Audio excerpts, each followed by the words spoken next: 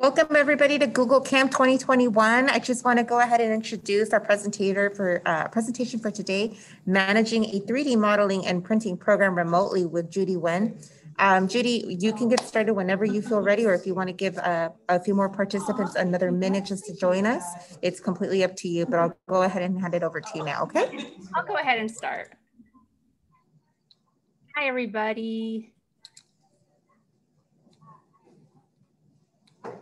So much for being here today. I really appreciate it. My name is Judy Wen.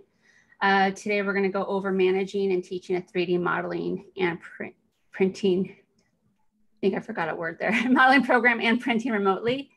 And so this is the agenda for today. So let's go over this to make sure you're in the right place. This is what you want to go over, but I'll just go a brief review of 3D printing 101.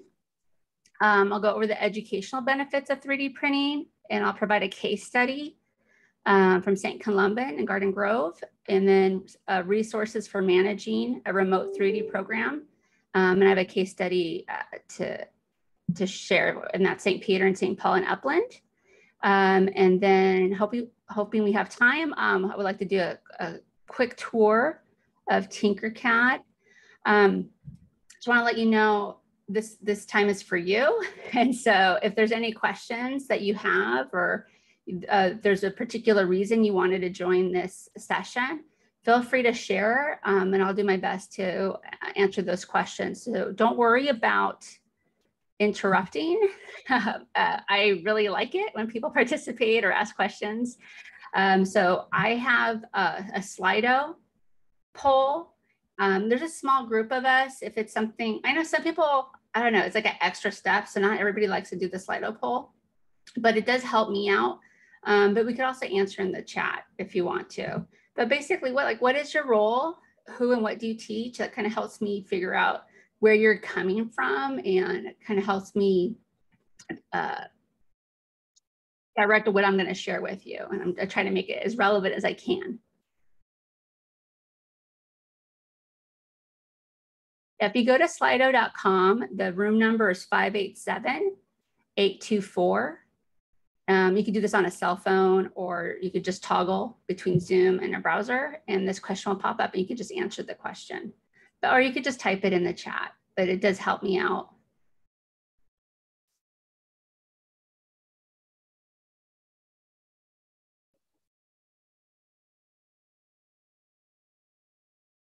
Euler. Okay, thank you. So advanced art, 7th and 8th grade. Okay, junior high, great. Anyone else from middle school or junior high?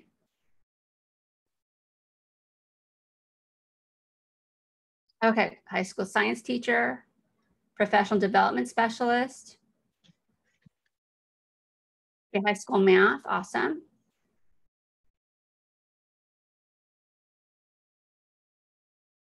Okay, great. I'm going to move on to the next question.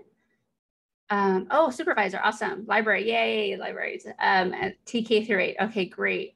And then I'm going to move to the next question, but feel free to use the chat on Zoom if I went too fast.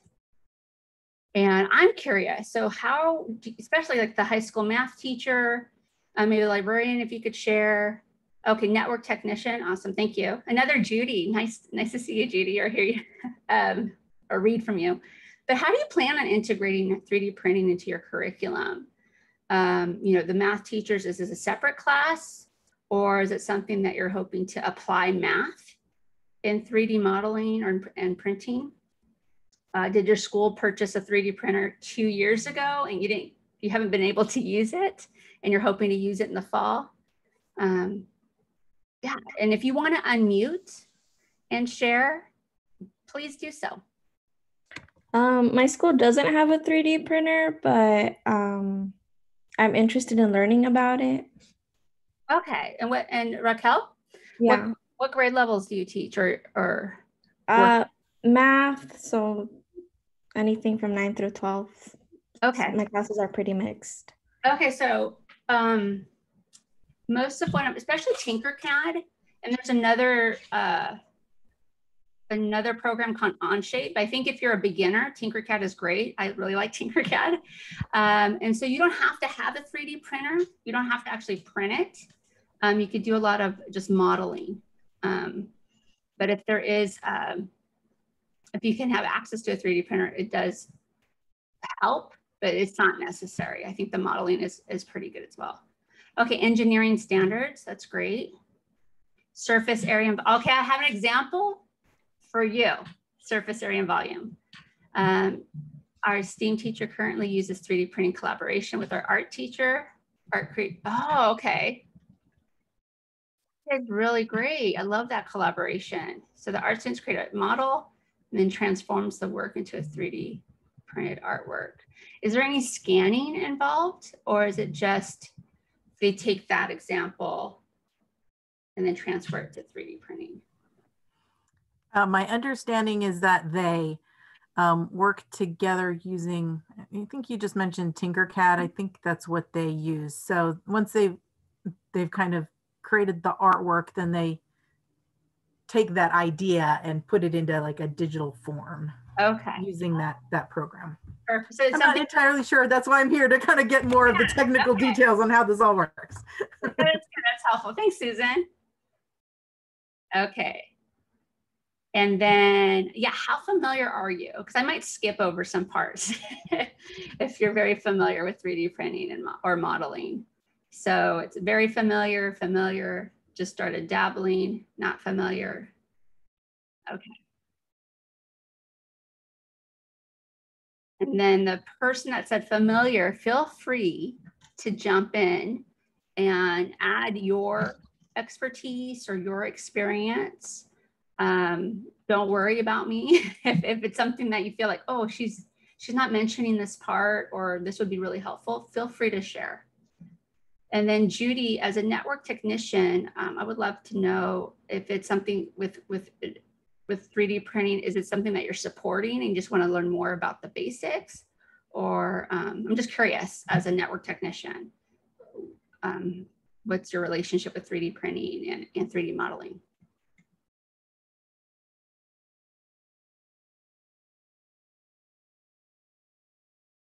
Okay, and this is the last poll for now. What devices will your students use for 3D modeling? So I just want to make sure that I'm mentioning the right tools that your students have access to.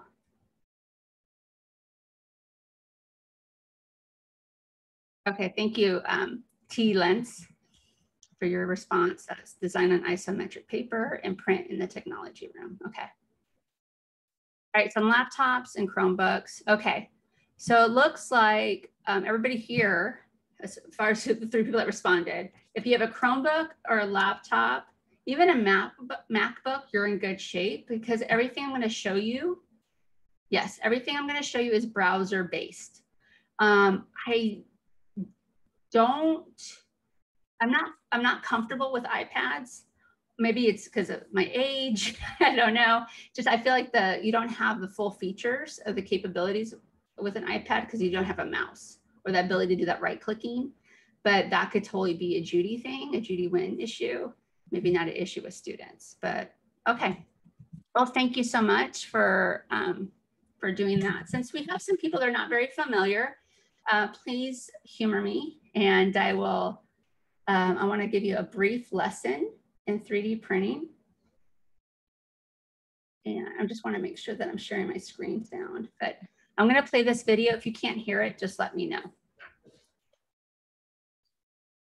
Oh, let me put that. Everything that, all my resources is in the bit.ly, bit.ly, Judy ARBR3D, and I'll post that in the chat. This is the site. Thank you. And all the links are here. Everything I'm sharing is here. So for your reference later. Okay. So what's it going to be? A custom pair of shoes, a new mobile phone case, an artificial tooth, or a drill with your own brand on it? It's now possible to print all of these things using 3D printers. This is the father of this incredible technology, Chuck Hull. 30 years ago, this American developed the first method that would go on to revolutionize the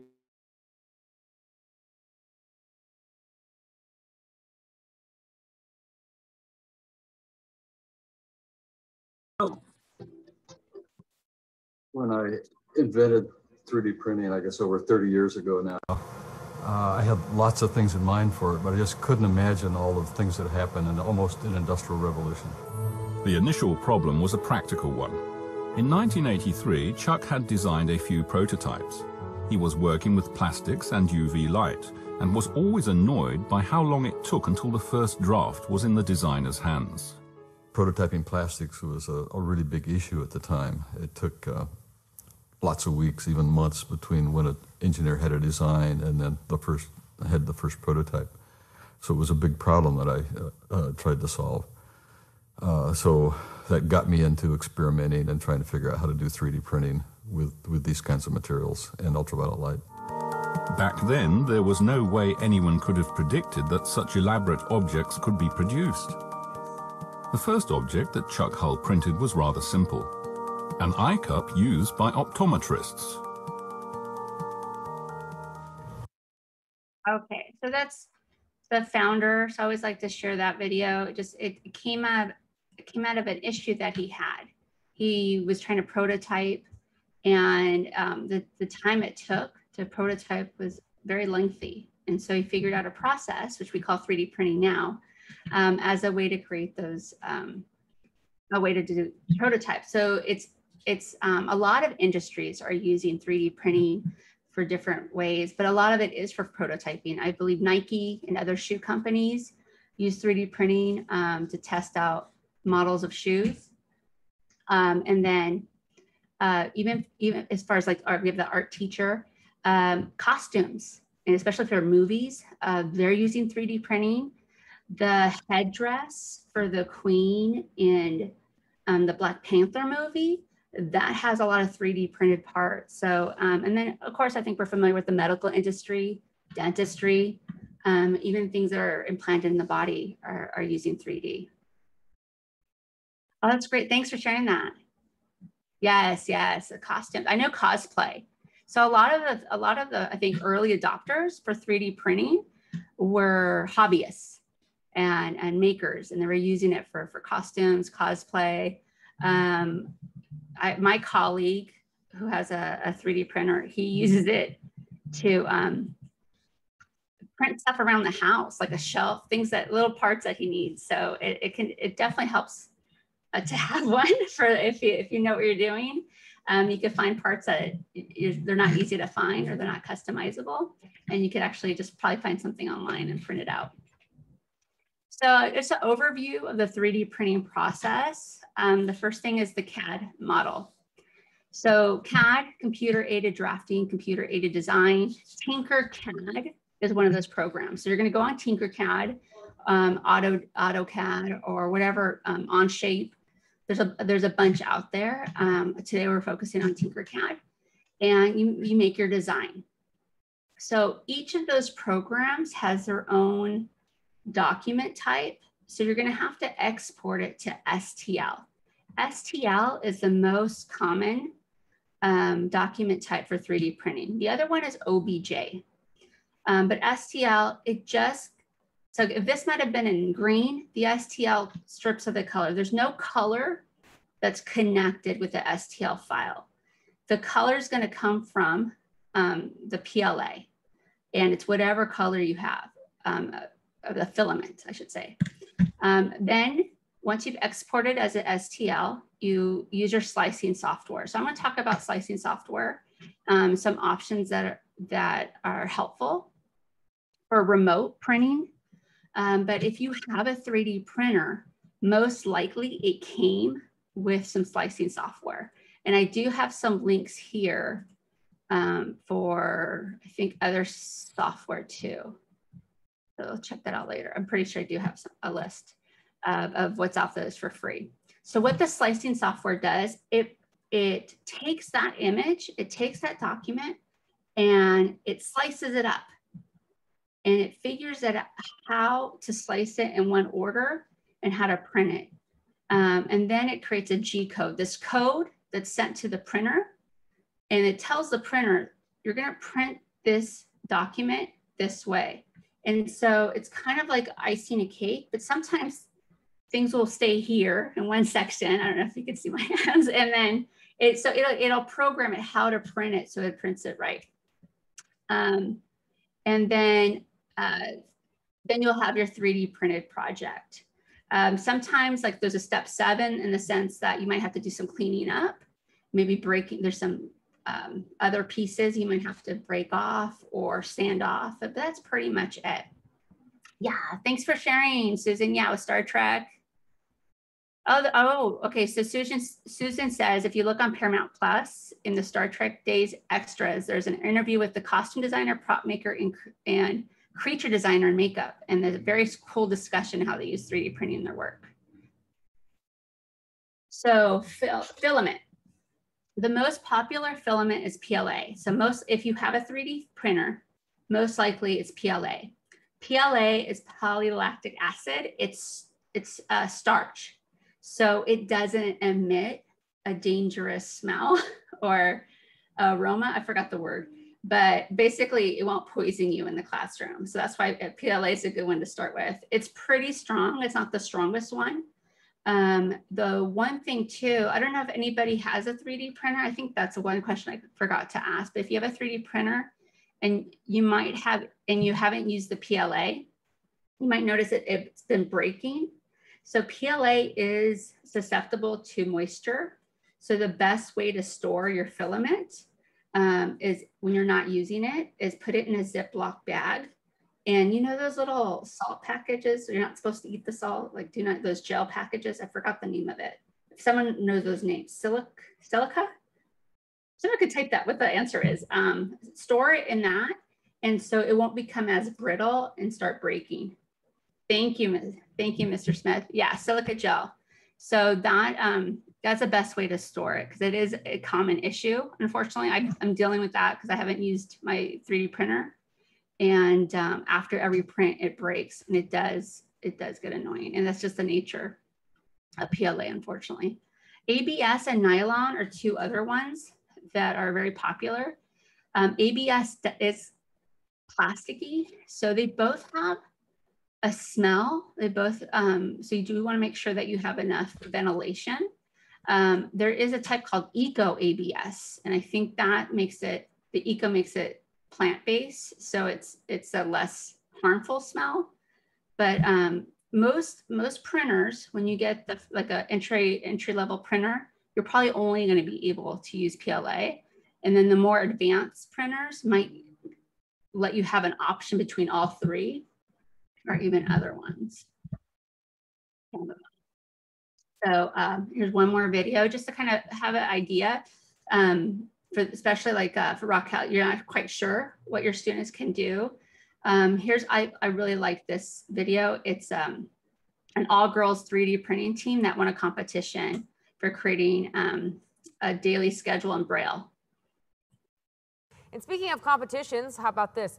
3D printing, it's a skill that a group of 5th graders have mastered after they took first place at a 3D printing competition. Our Shira Matsuzawa is here now with a look at what made their design stand out. Shira? Gretchen, that competition aims to prepare students to solve real-world problems. The coach of the team says these young ladies exemplify the future of technology. While most 5th graders are studying English and math, these 5 girls are doing just that. Plus, tackling real-world problems with 3D printing. I thought it would be super fun to help people around the world and to hang out with my friends. The 3D tech doves from Christine Donnell's School of the Arts took first place in the Southern Idaho Exhibition of Ideas when they created a Braille daily schedule, which they called a teacher classroom kit. We went around Pepperidge Elementary and asked some teachers what some of the problems are, and they said lunch count, and one said bathroom passes. That's how they got the idea. The all-girl team then created it by 3D printing plastic letter and number tiles and then adhering magnetic strips to the back so the tiles could be mounted and moved about on metal cookie sheets. So all a student who knows Braille or is learning Braille would need to do is get their little packet, feel their titles, feel what's under them, and they'd be able to independently understand what's happening in their day. Sometimes blind people need help, a little bit more help than other people. Their hard work and creation now getting a lot of attention. I was thinking, really? I didn't think we were like, I thought we were going to, but I also kind of didn't think. I feel really good. I think we did a really good job in that we actually helped a good amount of people. Coach Amber McVeigh says this experience is something that won't only help the girls down the road, but also the community. In order to become tech leaders and continue our ability to lead the world and industry, we need individuals who are able to collaborate, who are able to think through the engineering process, but who are also able to display and discuss their ideas. I am massively proud of my girls. I like that one. So they came from the point of how can I help somebody? So it's a problem solving. Okay, so let's go into, and I typed in the chat, if you have a 3D printer, if you could type in the chat which one you have, so I could think about if it might help me out, maybe not. I'm curious to know what kind of 3D printer you have. So it does create excitement. I still get excited when I see it printing. I know like it fades over time, but it is kind of soothing just to watch an item being printed over time. It complements the STEAM curriculum, and it sounds like that's what most people here are kind of interested in, how to use this for STEAM. It gives access to materials that are not available before, and it opens new opportunities for learning, and it promotes problem solving skills. So just to kind of exemplify that, on my bit.ly, there's these Stl Libraries. And so some of these items are items that probably wouldn't be easy for you to find, and you could print them out and use them in your classroom for models if you needed to. Thanks, Mr. Smith. Okay, so Flash Forge and Creator Pro. All right, so Thingiverse is probably the most popular one. And this is a Stl library.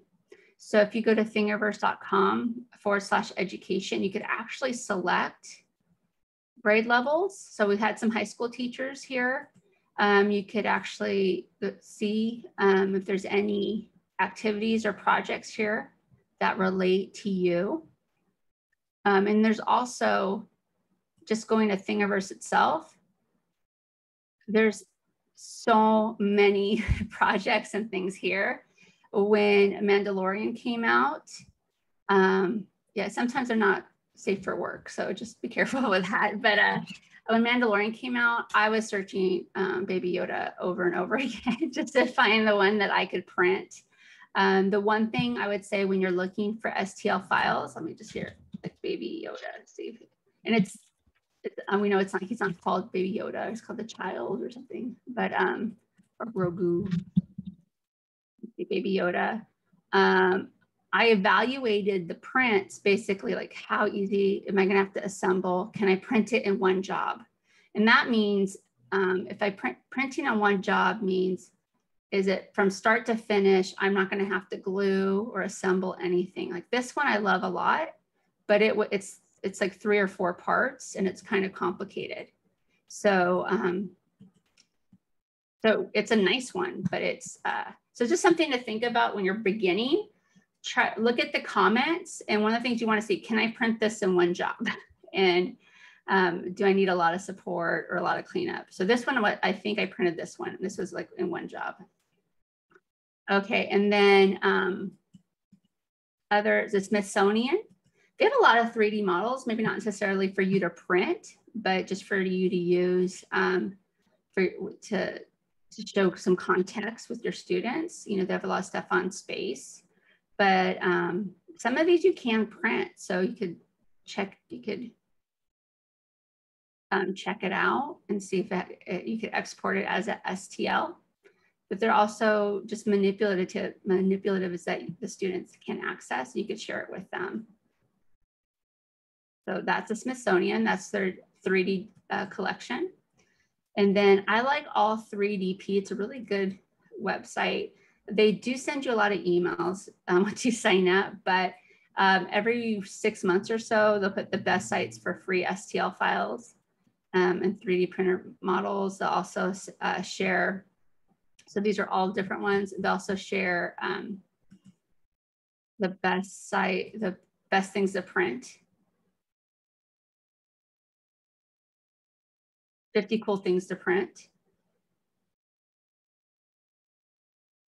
So I like, this one actually works. This is an amplifier for your phone and it works pretty well. And they have cups, different things like that. So I could go on, I'll stop. But oh, my mini factory, they have things on like prosthetic, orthotic. So a lot of good things. So that's Thingiverse, Smithsonian, all for 3D, and my mini factory, just to name a few. With St. Columban, what we did is we used an Instructables lesson. It was a My STEM Kits lesson to supplement their STEAM curriculum.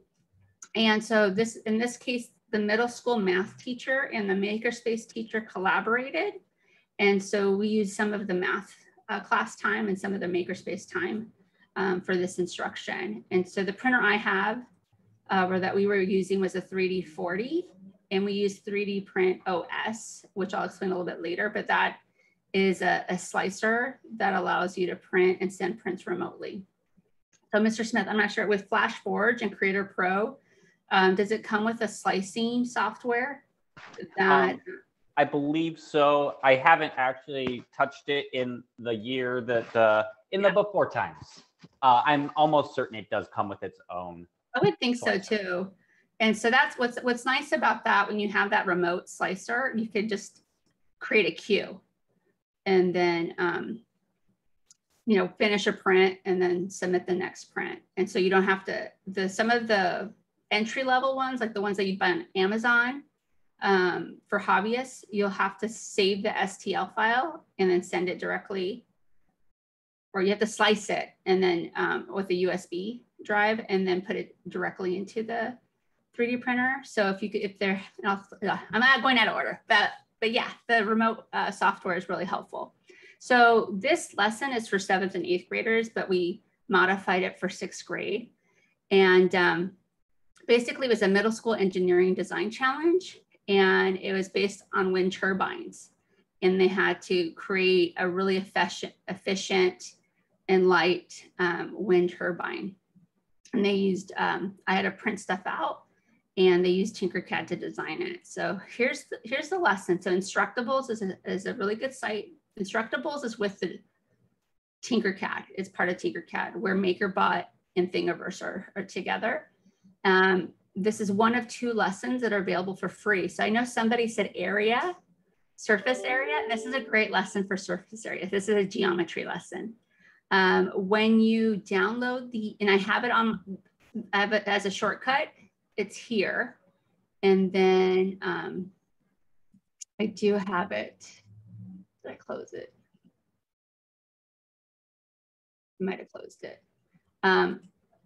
But it gives you step-by-step directions, and it is NGSS and Common Core Standard aligned. So that's nice. So if you want to use this for middle school, it's a really good one. And it'll tell you like how do you just use pencils, a ruler, and all these different things. And so one of the first steps, we talk about wind turbines, we talk about how they work. And then I had to print, there's like 4 models that the lesson offers. So I printed those models. And so here's one version of the print. And they had to collect all this data ahead of time before they could evaluate which design is the most efficient, is the fastest. And so here they are measuring the surface area. And the challenge with this one, it was really good for the math teacher to see, was that, okay, they were doing well with their worksheets and with their tests on surface area. But when they had to apply those formulas on a shape that wasn't exactly a square or a perfect triangle, it was a little bit challenging. The 8th grade, I think for obvious reasons, had an easier time Sixth grade, it was definitely challenging because it was a little bit outside their scope, but they were able to do it. And then they had to measure, they had to measure the surface area, they had to weigh them, and then they had to see how long it took to lift this weight. And so those are things that the curriculum supplies all the prints, you just need to print it out.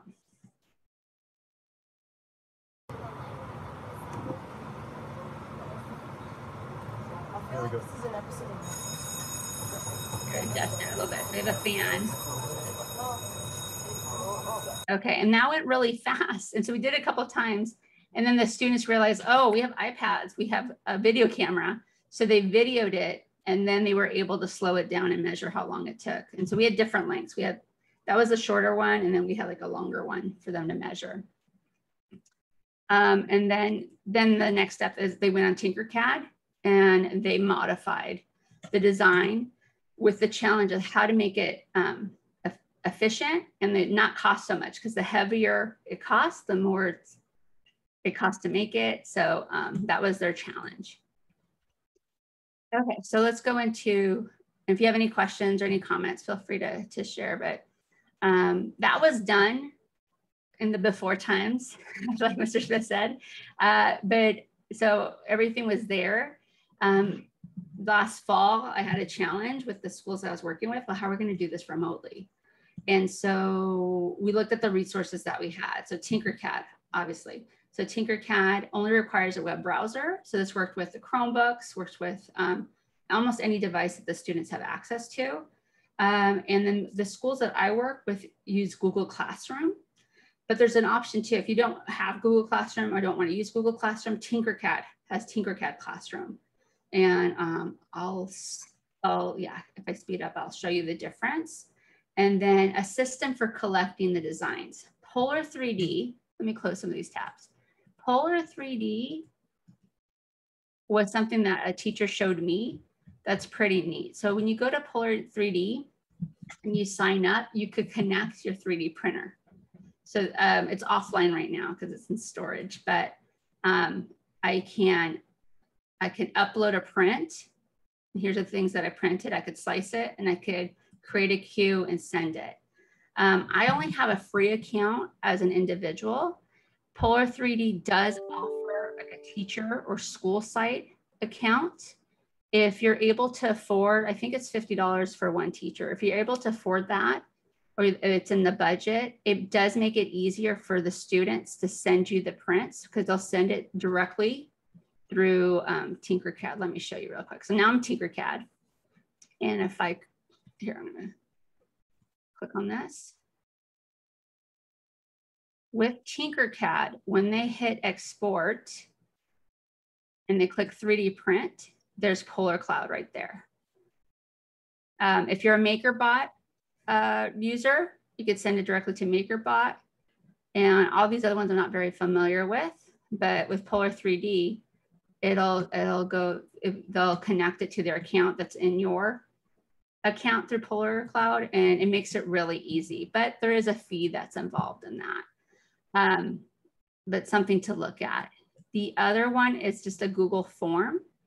So we actually end up using this. We created a Google form, and what the students had to do is put their name and Filament color request. We said no promises, we'll try, but basically they're going to get the color that's available, the color that's in the printer. I think we took out this question, but there are websites where they could figure out how long it's going to take. And that kind of gives the teacher an estimate how long.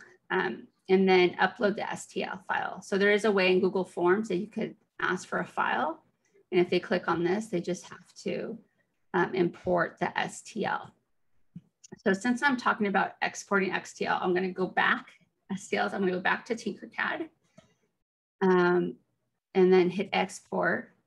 And this is how they do it. They hit export, select STL, and then they name it and they save it in the folder or their Google Drive, and then they upload it. If I'm going on a weird out of order just let me know. If you have any questions or go, wait, Judy, I'm a little lost, please let me know. I'm trying my best to kind of put everything together. But so that's the system. So we ended up using the Google form. You could always just create an assignment and have them upload the STL as an assignment.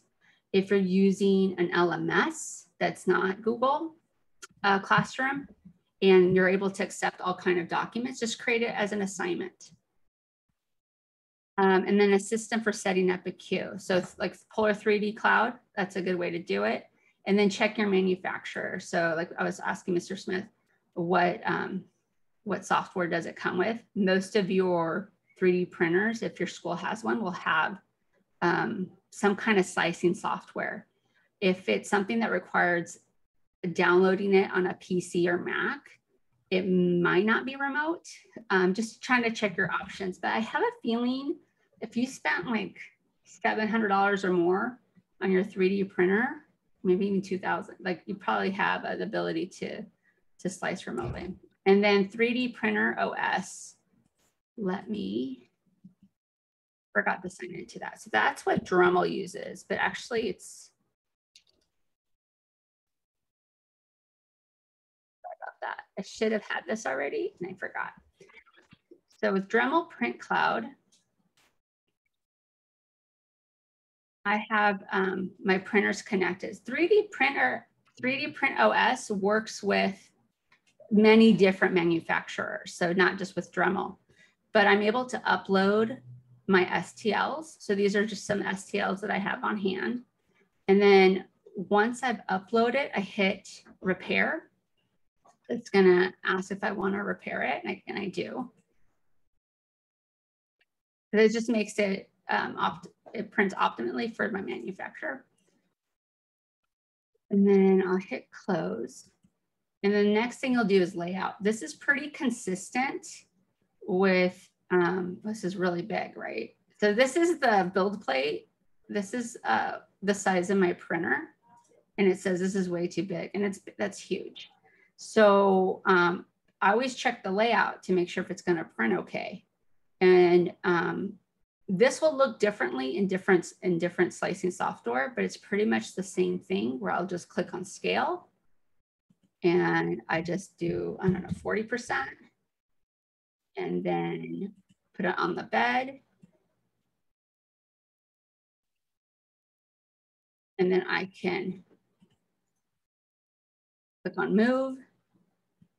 And I could actually duplicate this. So layout is where if I wanted to print 3 of these shapes at once, just so that I have a batch print, this is what you do in layout. And then I save the layout. And once, here, I'll just save it. It does create all these duplicates. So I do sometimes, I'll clean it up and I'll delete certain files. But once I got the layout, I like it, I hit slice. And if you know what you're doing, go to advanced, and you could read up on this, like about changing the layers and the perimeters. I don't really mess with that, to be honest. I just, the thing that I have to be careful with, I want to always uncheck supports. If I don't see anything here that requires a support. What a support does, when you're printing or designing, it's not going to print something that's 90 degrees. There's no support. So it's going to like be like a spaghetti mess. So a support, what this software will do, it automatically build a support to keep those 90-degree angle or 70-degree angle pieces in place. So if you check it, you just end up with a lot of extra plastic, and it's not really needed. And you have to clean up a lot. You have to use these tools like X-Acto knives to clean it up. So I uncheck these for the most part, unless I have sticking parts. And then if I notice maybe the first time it kept slipping off, maybe I'll put a raft. That kind of helps. It just builds an extra bottom layer, like a raft and a raft, and just to keep it in place. And then I hit slice. And once it's sliced, it'll say build, and then I could send it to the printer. So this is one way of doing it, but it's probably going to be similar if you're with your manufacturer, and maybe your manufacturer does use the 3D OS printer, 3D printer OS. And so you can see I'm offline, and then I could just add it to the queue. Okay, oops, right there. So that's how we do it. So we don't have to be in person. I just have to be near the printer, but I could set all of this up ahead of time, slicing it, creating my layout. And then when it's time and I'm in front of the printer, I could print them out. Oh, that's a good point, Mr. Smith. Beginners may want to use more supports because the supports do help with having fewer failed prints. Okay, so I got 10 minutes left, so let me try to speed up. So with St. Peter and St. Paul, we started in the fall, trying to figure out what to do. They were 100% virtual. The teacher was at school and the students were all joining at home, and they were using Google Classroom, and they had a 3D40 and they're using 3D Print OS. So he only had 30-minute periods. So we met 3 times. The first was just a 3D printing overview, kind of similar to what I did with you. Then we went, the second class was Tinkercad, and the third class was the bubble lesson in Tinkercad.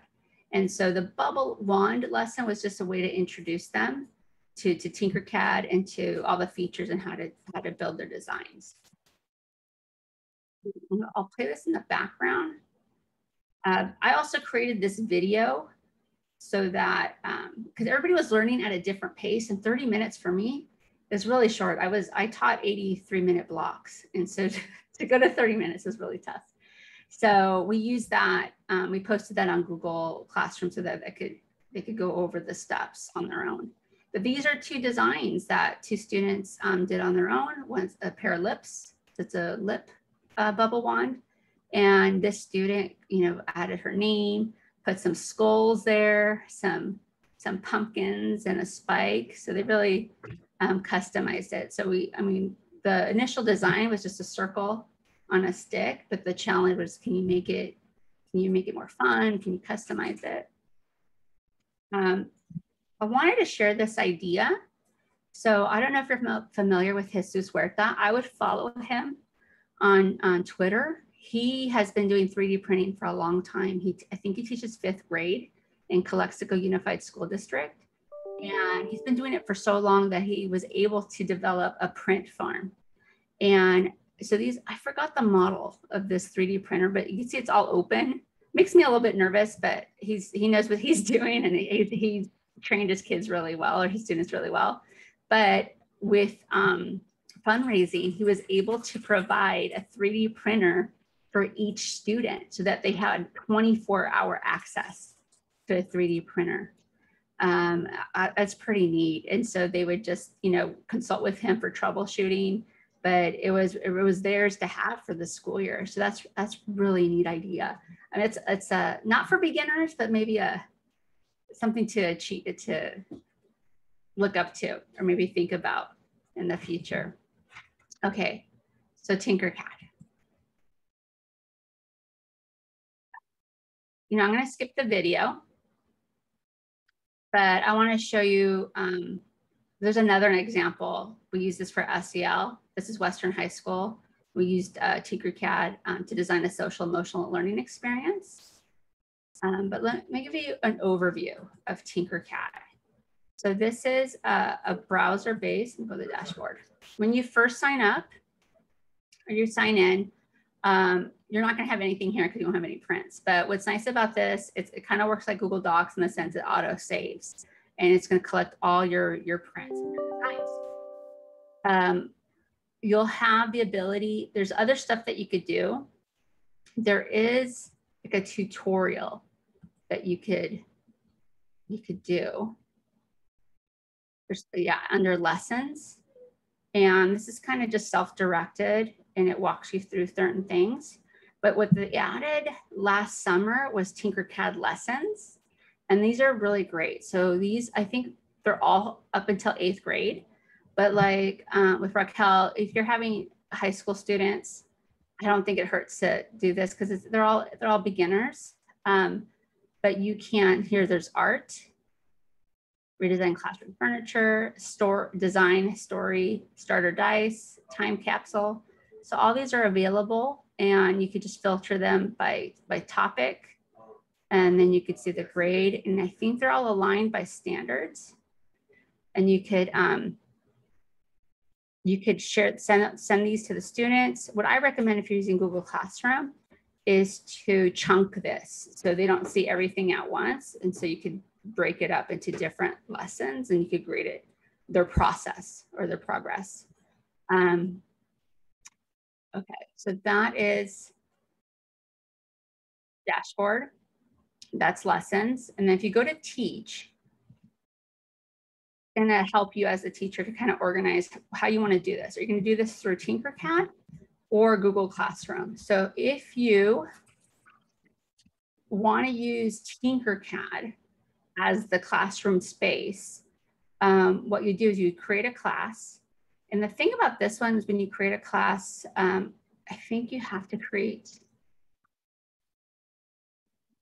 when you add students, yeah, I think you have to create their accounts and then send it to them and then they're able to join in. And so, but what I like, so I don't like that part is like how to create the class and add students. What I do like is that I see all their designs at once and this is live. So if they made any changes, I would see it immediately and I could see their process. And then I could also, have a copy of it as well. So that's one way to do it. So either Google Classroom here, if you have them sign in and you single sign on, that's probably the easiest. Once they create a classroom account this way, it'll create a new account. So if they already had a previous account with a different email address, it's not gonna sync. But that's one way to do it. I hope I'm making sense. I'm kind of rushing, I'm sorry. But you have, so that's Tinkercad classes and then Google Classroom.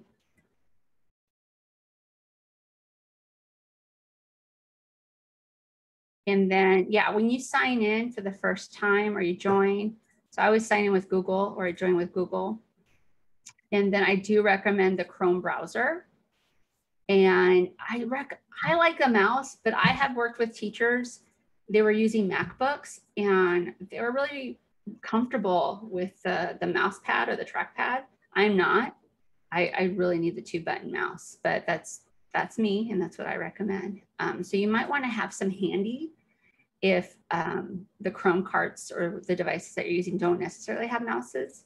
Maybe you want to have a handful handy for those who need it. Okay, and then this is just another example of what it looks like when you print out the wands. Those are my girls. They're like, they don't look like that anymore. They're much bigger. But so if you have any questions, was I able to address most of your, like what you wanted to learn? Like Raquel, like was this helpful? Yeah, it was helpful. Thank you very much. And so everybody, thank you so much for joining us today. We had such a great presentation from Judy. Again, if you guys have any questions, if Judy wants to put her email address in the chat, then you guys can go ahead and send her your questions. And don't forget to rate our wonderful speaker and your amazing moderator under Sched app. The link is included in the chat. So go ahead and just let us know how we did today. And then we hope to see you in session 3, everybody, okay? Thanks, everybody. And yes, if you're starting, Raquel, give me a call. If you're starting out and you want to have some ideas on some ways to introduce it to your students, maybe just the modeling part, please reach out.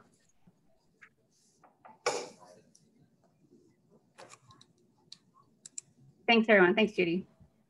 I like saying my name. I'm talking to someone else. All righty, everybody. Thank you so much for joining us. Have a wonderful day. You too.